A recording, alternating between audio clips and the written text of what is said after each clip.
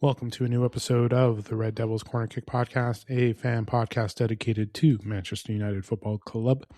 As always, like, subscribe, follow, whether you're following on YouTube, Apple Podcasts, or Spotify, and also follow on social media at Instagram, TikTok, or X.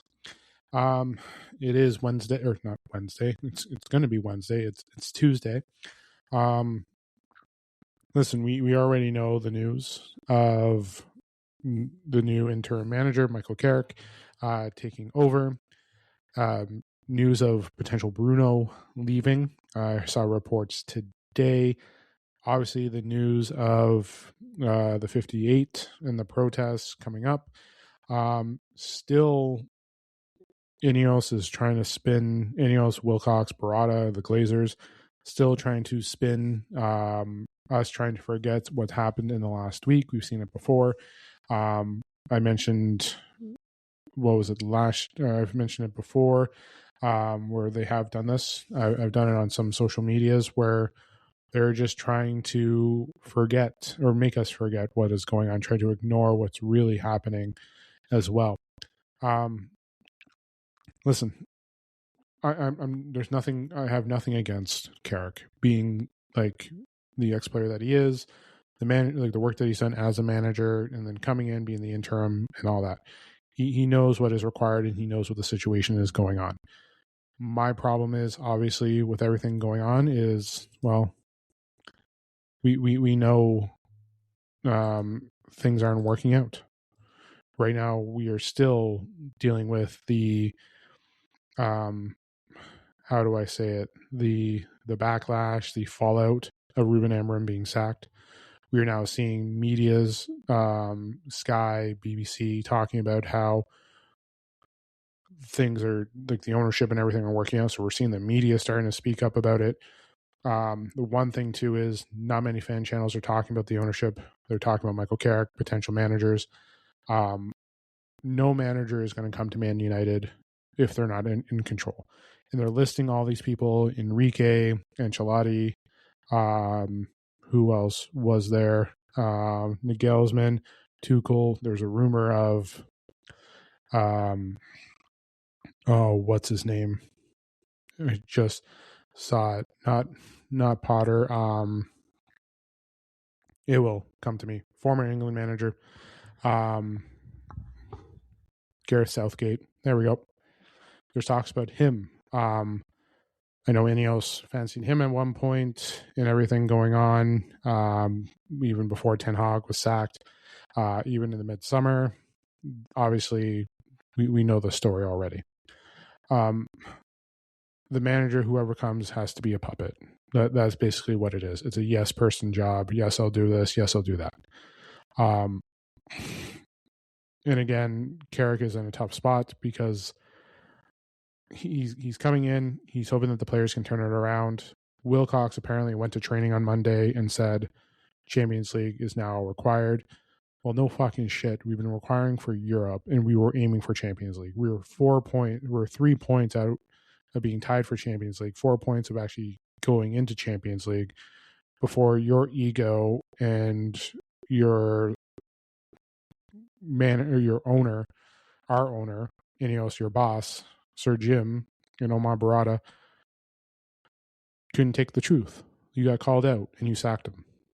And I saw the reports today that they did not want to sack Ruben Amorim mid-season, but the results and the behavior was a reason. There was no behavior. There was a manager who spoke the truth. And the results, now you cared about the results. Now you're trying to spin that there were results. Like, listen, I defended Grimsby because the players didn't show up. Grimsby wanted it more than us. Same with Everton. It's on the players. So on and so forth. Listen, the manager does some things, but the players, they show up. And I've mentioned it before. Ruben could go around. That's why I laughed about a report that I saw. Amorim can literally pull them along with the arm. He can be playing the game with them, and they still somehow fuck things up. This isn't new. This isn't. And boom, here we are. But today is not going to be trying to spin. I already saw through everything. The speech, like seeing Rio, like I understand some of these ex-players are buddies with Michael Carrick. And this is why I'm saying this is in a worse spot. But the fans need to realize that we can't just let this slip. The fans need to realize that change needs to be done. I responded to a post on the 58 as well, saying, mentioning about protesting this weekend's game, but protesting the regeneration project. That's the one thing I've mentioned, protesting the regeneration project. Why? Well, that's one way to get rid of the owners. If you get them to not be able to get approved for the new stadium and the regeneration, then they're losing out on billions. Like that's the one thing. Don't worry about the game. Don't worry about anything. Worry about the stadium. What the one things that's going to affect them. That's what the whole thing is. Once they get a hold of that, they're going to be making money from it. But the one thing is, we need the owners to go. So why not? We can protest the game the way the management is, the ownership is, but at the same time too, start protesting towards everything else. Start looking at ways to, like have everyone see, whether it's the city council or what's going on. Like I can't unfortunately do anything. I'm on the other side of the Atlantic, but why not go for trying to protest the regeneration, the new stadium? Have them focus on rebuilding the club, getting to where they are, not putting more debt on the club. We need to look at where they're going to be investing. And so, but like, again, going to the games, yes, protesting, all this stuff, being respectful, I get that. But right now, if they get approval, they're going to be here longer. And I saw this on the United Stand from Mark Goldbridge. He mentioned it. He mentioned that, hey, if they get approved for it, boom. And listen, new stadium, New Jersey, I get it. But right now, the team is in the dump. You really want to, like, if we somehow got relegated and we have this new stadium, like that's the thing. Like we're getting hurt. But Manchester United right now is dying. It is dying. It has been dying. Don't worry. I believed at one point that there could have been a slight change with Ruben in this board, but we eventually the bullshit came out. We saw the lie. The manager spoke up. The manager's always been honest. The no filter. I'm okay with it. Like he spoke up. He was honest. And unfortunately, that's what the problem is. The problem is that they were so hurt by the truth that they were failing that they had to let him go. And there it is. Like Manchester United right now, the way the Glazers, Ineos are now working is Manchester United is basically a rusted out, broken down car. And listen, it needs a new engine, brakes, lights, doors, gas tank, muffler. The hood of the trunk is missing. Suspension, brake line, coolant, air conditioning, all of it's missing. Like all of it's broken down. And what they've been doing is adding in pieces to hope that the car does start. And when you get a little bit of a start and it starts being able to drive a mile, you're like, perfect. But no. And then it collapses again. Well, we'll just keep doing the same thing and again and again. Basically, you have to rebuild the whole thing. And this is where our fan base came in as well. Like the fan base, some fan channels, fan channels, fans, media, they did not want to see Manchester United, or they were not willing to wait for Manchester United to properly rebuild the car. Trying to restore it to what it was. Get the right parts. Get the engine rebuilt. Refix everything and everything. They had the mechanic that wanted to start the project and believed in it. That was our manager, Ruben Amorim. Or I have to put air quote manager, unfortunately. But you had the right mechanic to start building everything, and you started building the foundation. You started repairing certain pieces to start getting everything to go.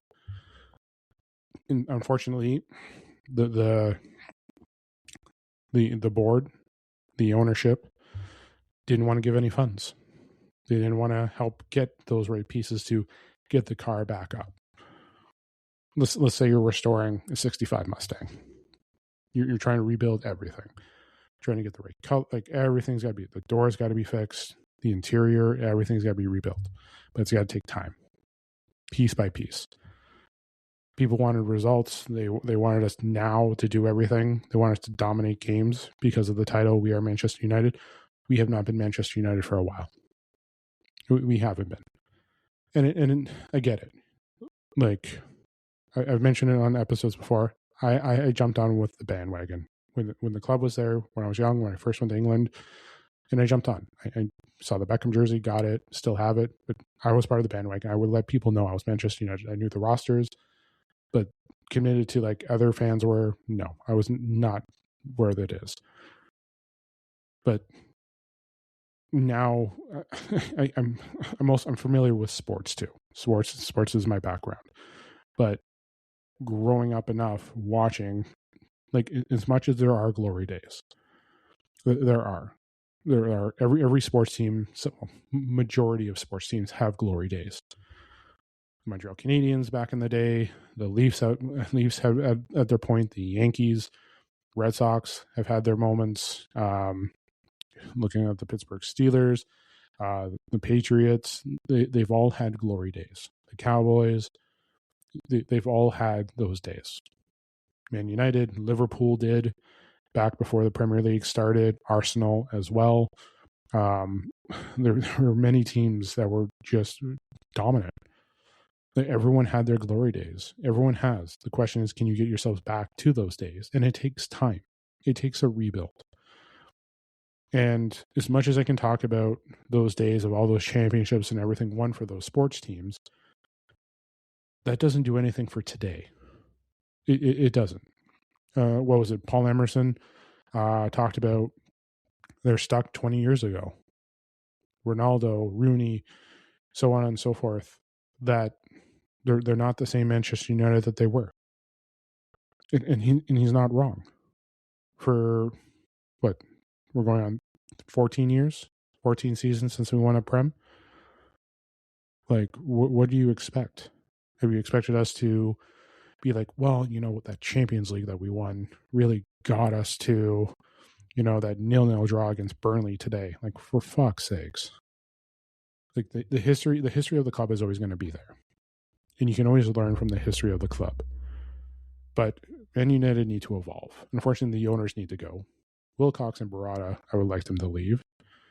The Glazers can go too, but unfortunately, we need to protest. And as much as protesting before a game is one thing, there has to be other options as well to protest. And unfortunately, like I mentioned, the stadium, the new one, it may play a factor. If they don't, like, if they get approved, they're here. The Glazers and Ineos have won. They will be here for a long time. They'll be lining their wallets with money, and United will be terrible.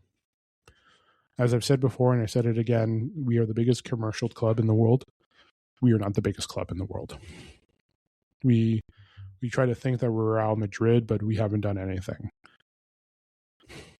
Real Madrid is just incredible. They're a club that you can idolize, but successfully this century, let's go to the 21st century. How many Champions League did they win? How many? They're at 15 total, I believe now. 9 they've won this century. I believe, 8 or 9. Chelsea's won 5. Liverpool has won 1. Been to a couple finals like we have. Actually, no, they've won 2 this century. So they're already out beating us. They've won a Premier League or so, but Chelsea's done well. Chelsea's won Champions League. They've won a couple of European trophies. Since this century, we've won 2. A Europa and a Champions League. Cool. But let's eye on Champions Leagues. So on and so forth. But realistically, we struggled. We have been. Like Like Xabi Alonso's sacked, and fans are like, well, that's what they should be doing with performances. Ruben Amorim was not sacked because of performance. And I knew we were going to be terrible. I knew there was going to be a struggle. I knew that the performances weren't going to be bad.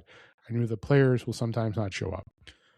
But we're at the point now where one of them, our captain, is potentially leaving, which was potentially, it could be happening either way if Amorim was here. But I feel like if Amorim was still here, we're still having him next season because he had something to play for. Are these players going to play for Michael Carrick? I don't know. But this goes into Bruno Fernandes leaving. The ownership and everything has failed. They have. They betrayed their captain too. They sacked a manager that they all respected and wanted to play for, and that the ownership backed 3 months ago, then sacked him because it was on performance, where Bruno knows what it was for. Those players know what it was for. That locker room knew what it was for. You can't hide that was performance on the players.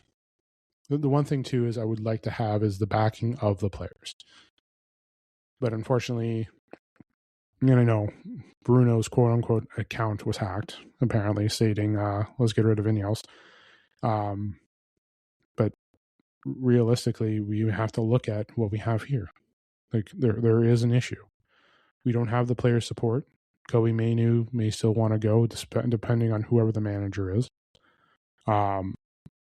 We're at a point of struggling. They're not getting any plans. They're not doing any transfers. I don't care if there's a rumor of Ruben Neves.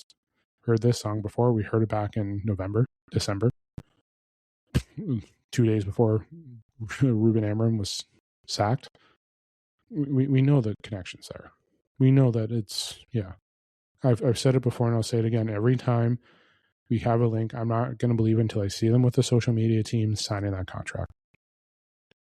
It's the truth. And the fact that articles came out that saying Ruben wanted midfield, but for some reason the ownership was eyeing Semeneo to make a bid. You're looking at getting more of an attacker when we're fucking suffering in midfield. Everything is not working out well. And again, talking about ex-players becoming our managers, the spin, it's failing. We can't see that. We have to move past that.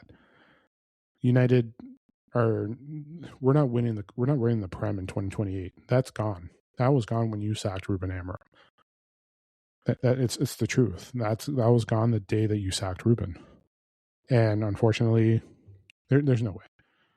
And for all those fan channels and everyone now upset about with the ownership, please, there were many of you that were sacking Amorim right now instead of going after the players, instead of going after the ownership, the board. A lot of you were there. But right now, at a time of need, everyone needs to unite and get out and protest against the owners. That's what it is. There's a lot of things that need to be done. And I feel bad for Michael Carrick going into this situation. Like, he knows deep down inside, as much as he's there for the interim manager, and he knows that nothing's carrying on after. That's what happened with Ollie. Ollie thought that he was going to get hired on if he did well near the end. Unfortunately, no. Carrick knows that he has to go in, just do his job, and boom, he's done. I wonder if Carrick knows the situation that he's in. Carrick is an ex-player. Cool. Great. And that's the part I feel bad. This whole situation here is I feel bad for Michael Carrick. And it's true. You're in a situation where the fan base is turning on the ownership. The ownership has lied to the previous manager for not backing, not getting everything done. They wanted to build a project that they failed. Their captain is thinking about leaving. The players aren't happy. Darren Fletcher, who just managed them for 2 days, just said that they're fragile in the second game. So he's coming into a situation where he doesn't know what the result is going to be. Wilcox comes in and he says, we want Champions League. You think the players are going to play for you after what you've done? Do you think the players want to stay? Your captain is willing to leave. Players are reported coming out saying that they're afraid that he's going. To be fair, you know what? If Bruno left this transfer window, that would be a proud moment. It would be. That would be a statement to the ownership. That would be the statement of the downfall. Your captain leaves. not because he's abandoning it, because he's fed up. The ownership abandoned him. The ownership abandoned this team. The ownership abandoned the manager. The ownership abandoned the fans. This ownership, this board, boom. And I think I might have sent something out like Cunha should leave too. Cunha was here for Ruben. He should go. But again, like if you get the captain and start getting ready to think about him going, go. I would do the release clause, the European thing, and go. Wouldn't give even the option for Saudi, the money or anything. Release clause, go to Europe. Use that release clause. Make sure they don't get that much of a cent. But listen, Bruno is a legend. He wears his heart on his sleeve. He loves this club. And I wouldn't want him to go. Like, don't get me wrong. I support the Portuguese national team, and obviously I still get to see Bruno play with the support. So I get it. I do. But realistically, like, we're in a situation where there's gonna be a struggle. There's gonna be a problem. We're gonna lose out on, potential issues. But like the issue is here, we are like right now we're in the midst of a losing battle. And again, having the captain go, having, like if he goes, he goes. Will I be upset with it? No, because we know why he potentially left. We know what would happen. And it would be a big hit to the fan base, to the ownership, to the team. That would be a killer. But in the end, he's got to do what's best for him, for what he decides. But again, everything needs to happen. Everything needs to work out. Everything, we need to make sure that we're protecting this club, like, it's not about the history, but rebuilding itself to evolve in this type of game. There's nothing wrong with the identity of, like, the history, I understand, and everything. And please forget the academy and everything, because again, the academy is there to be supplemented for experienced players, and Ruben didn't get that either. We went with a young player like Cisco. Nothing against him. I do like him. I do like his movement, his involvement, his hold up. Dorgu, who is still young, still developing. They went with development where we didn't get experience. And listen, Tottenham got Conor Gallagher. I get it. What was it? Ruben Neves, yes, he's linked to it, but that's too little too late. Why bringing him in now? Why are you caring? Because what? Like, but, like, we're in a situation where United are hit. And chances are, like, you have 3 players coming back.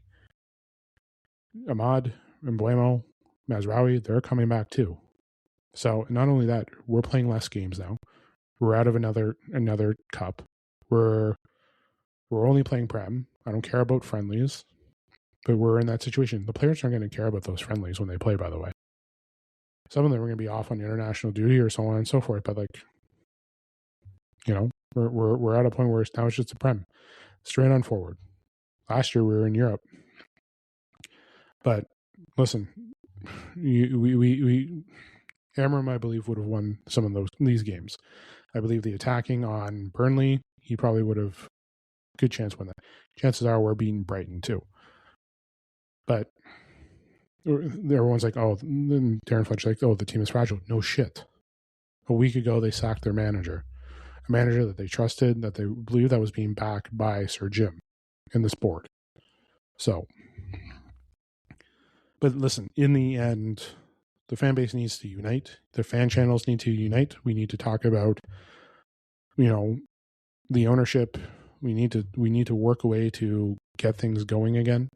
Like I said, this is a broken down car that needs to be fully restored and has to take time to rebuild. But the fan base needs to understand that it had to take time. It wasn't going to take time in 14 months.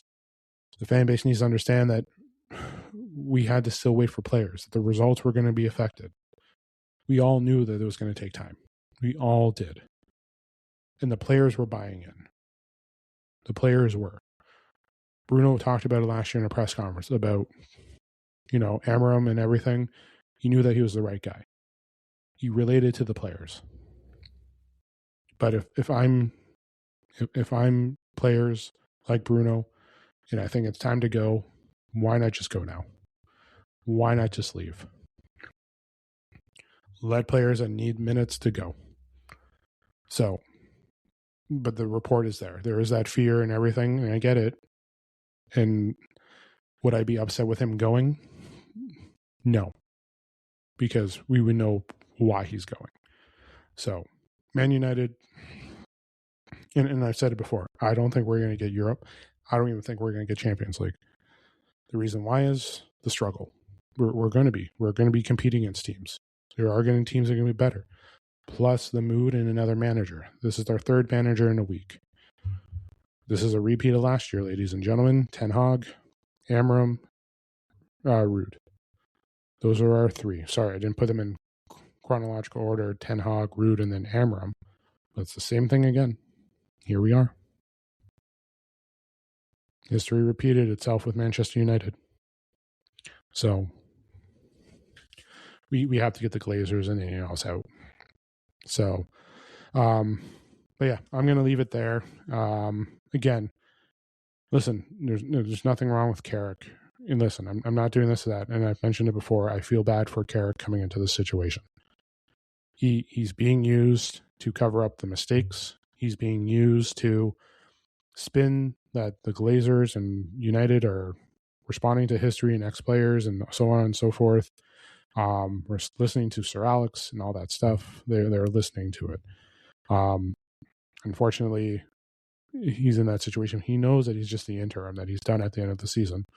But unfortunately, we're in that situation where he's in a tough spot. He is. Like the speeches and everything, it sounded Glazers, it sounded Ineos. Let's just Barada, Wilcox, let's just try to talk about benefits, positives with the team. Fortunately, there isn't. There is no positives with this team. So, listen, I'm just going to leave the episode there. I will be back Thursday. Preview of the City game as well. Catch up on United with any news going forward. And then preview episode on Friday for the women's squad as they're playing Burnley in their FA Cup game as well. And then next week they're playing Arsenal for their semi-final for the League Cup. But again, looking at this right now, to go hand in hand,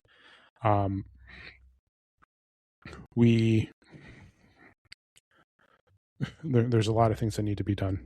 There are. So I can keep talking about it and keep going forward, but I'll leave it there as well. And we know how things are going to go. But again, I'll talk to you guys Thursday. Don't forget to like, subscribe, follow, whether you're on YouTube, Apple Podcasts, or Spotify. And then don't forget to follow on social media as well, TikTok, X, and Instagram. This is the Red Devils Corner Kick Podcast. Glory, glory, Man United.